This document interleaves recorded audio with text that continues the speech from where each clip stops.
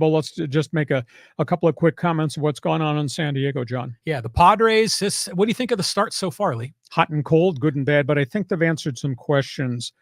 They've turned the corner. Yu Darvish was just dazzling in his last start. Joe Musgrove making some structural changes in pitch selection. He was dominant against St. Louis. If those guys stay healthy, I think we've solidified 1 and 2 in the rotation. I think they've answered questions. The next question, they're going to have to figure out mechanically what's going on with Dylan Cease, because when he pitched in spring training, he was all over the place. His first start, walks, lots of pitches, had to come out of the game. And they're going to have to work on Michael King, the kid that came from the Yankees. As hard as he throws a lot of pitches. He's walked a pile of batters, walked 7 in one game like it's a second coming of Blake Snell, and he's given up home runs. So there's some refinement there, but it looks like their top 4 are pretty much locked in. I was surprised this week that final roster cuts and the designation of players in the minor leagues. El Paso is opening the Pacific Coast League. Adrian Morion is at the front of the rotation. Randy Vasquez, who came from the Yankees, is number 2. And the young prospect Jeremy Estrada is number 3. They're all at AAA El Paso.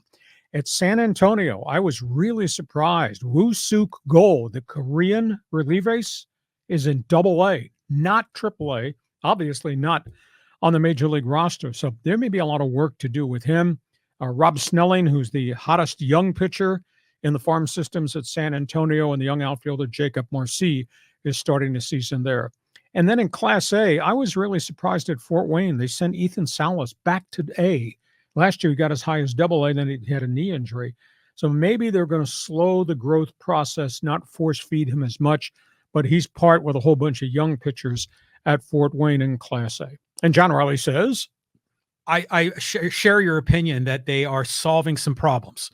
But it was interesting that Michael King was interviewed after the game, and he's a young kid, and he was very transparent. Yeah. And he was even sharing that, he was struggling mentally, with his mechanics and all this junk going on in his head, and that affected the way he pitched.